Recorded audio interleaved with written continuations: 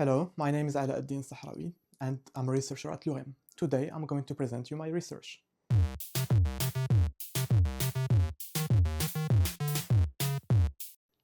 My research focuses on putting you back in control of adaptive apps. Have you ever seen an app or a device that moves buttons, change menus, or tweak settings without asking you? These are called adaptive interfaces, and they're made to try to help you, but sometimes they can also make people feel lost.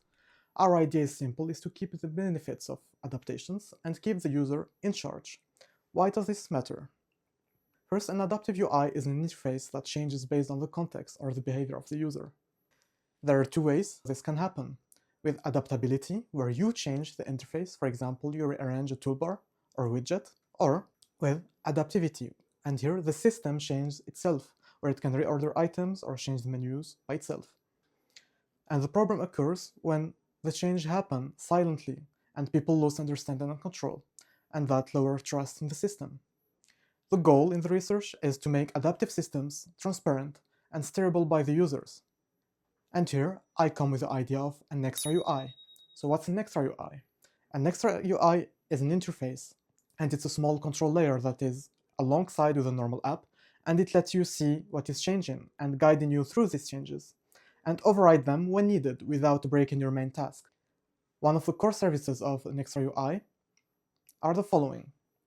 It lets you discover and see what can be adapted, which are the features, devices, and data sources, for an example. It lets you remodel and adjust layouts or interaction mappings. It lets you parameterize and tune settings and tune the algorithm thresholds, or maybe also extend or add or swap features on the fly. It lets you also distribute and move or split the UIs across multiple screens or devices. These services turn a one-way automatic loop into a two-way conversation between you as user and the system. Until now, we built and tested it in the following way. We designed a method and a software architecture that fits in a continuous loop, which is observe, decide, act, and adapt, with the user able to step in at any time and any moment. We built two working demos. The first one is a hand gesture control. It can be used in a home or a smart home style, so you can tweak the gesture's sensitivity or remap a gesture through a simple overlay, instead of guessing what the system has done. Another prototype, which is data analysis dashboard in an investigation context.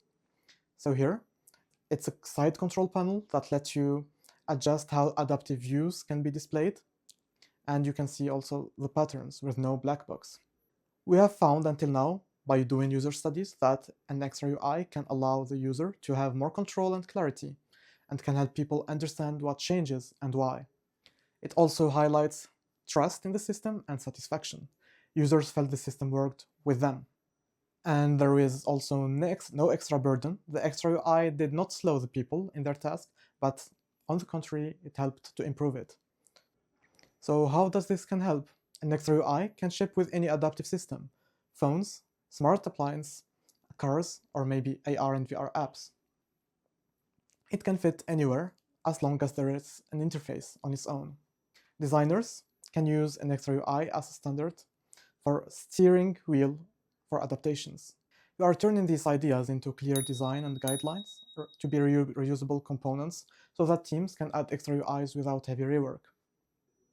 As a conclusion, adaptive UIs should adapt with you and not without you, and that's the extra UI's job here. An extra UI will make the changes visible, adjustable, so that the technology stays transparent, trustworthy, and tuned with you. If you want to know more about my research, click below on the link and you can connect with me on LinkedIn. Thank you very much.